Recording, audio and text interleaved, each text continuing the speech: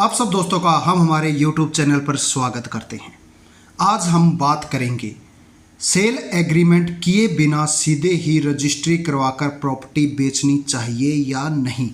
इसके बारे में पूरी जानकारी देंगे, आपको पूरे विस्तार से बताएंगे। जब आप सीधी रजिस्ट्री करवा देते हैं तो आपका एक दिन में काम हो जाता है। जब आप सीधी रजिस्ट्री ना करवा के पहले एक सेल एग्रीमेंट करवाते हैं तो सेल एग्रीमेंट में जो ख़रीदार होता है वो आपसे टाइम मांगता है। मुझे इतने दिन का टाइम दो, मैं पैसों का बंदोबस्त करूँगा और जिस दिन रजिस्ट्री करवाऊँगा उस दिन आपको पूरी पेमेंट दे दूँगा। हाल फिलहाल राजस्थान के अंदर एक अमेंडमेंट आया है कि आप कोई भी डॉक्यूमेंट रजिस्टर करवाते हो तो 2 लाख से ज़्यादा की जो भी आपकी पेमेंट है वो आप कैश नहीं ले सकते, सिर्फ 2 लाख तक ही कैश ले सकते हैं। उसके बाद में जितनी ऊपर की है वो नेट बैंकिंग के थ्रू या चेक के थ्रू या डीडी के थ्रू या आरटीजीएस के थ्रू ही ले सकते हैं। तो इसके लिए आपको बताना हम चाह रहे हैं कि सेल एग्रीमेंट करवाना आपके लिए बहुत ज़्यादा ज़रूरी है, क्योंकि सेल एग्रीमेंट के अंदर शर्तें लिख दी जाती हैं कि इतनी पेमेंट एडवांस मिल चुकी है और बाकी रजिस्ट्री वाले दिन करवा दी जाएगी।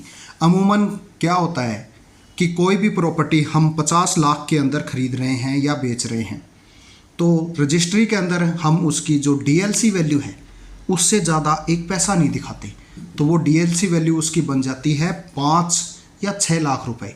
तो 5 या 6 लाख रुपए में आप जब रजिस्ट्री करवाते हो तब वहाँ पर आप 6 लाख रुपए ही पेमेंट दिखा पाते हो, लेकिन एग्रीमेंट के अंदर वो चीज़ आप पूरी की पूरी दिखा सकते हो जितनी आपने तय की है।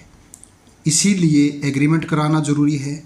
दूसरी चीज़ है कि सेल रजिस्ट्री जिस दिन करवा दी आपने, उसने आपको चेक दे दिया और वो चेक बाउंस हो गया, तो वो चेक भी तो आप जितनी आपने पेमेंट निर्धारित की है डीएलसी की, जितने का आपने रजिस्ट्री फ़ीस दी है सरकार को उतने का ही लगाओगे, उससे ज़्यादा नहीं लगाओगे।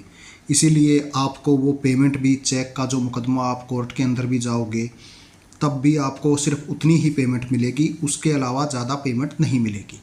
इसके लिए सबसे ज़रूरी है आप सेल एग्रीमेंट करवाएं।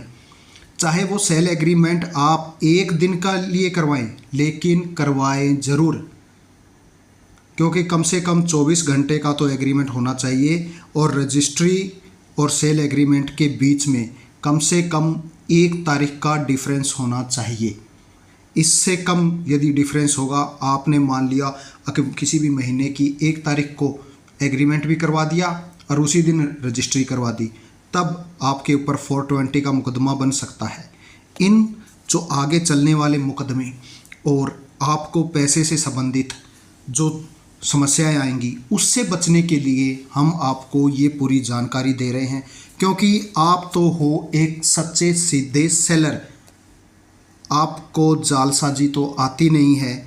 इसीलिए जो ख़रीदने वाला जालसाज है उसकी जालसाजियों से बचने के लिए हमारे द्वारा जो बताई गई बातें हैं, आप यदि इनको फॉलो करोगे तो आप भविष्य के अंदर कभी भी मार नहीं खाओगे, आपको किसी भी प्रकार का नुकसान नहीं होगा। यदि ये बातें आप नहीं मानोगे तो आपकी प्रॉपर्टी भी आपके हाथ से चली जाएगी और उसकी जो कीमत है वो भी आपको नहीं मिलेगी, फिर आप पछताओगे।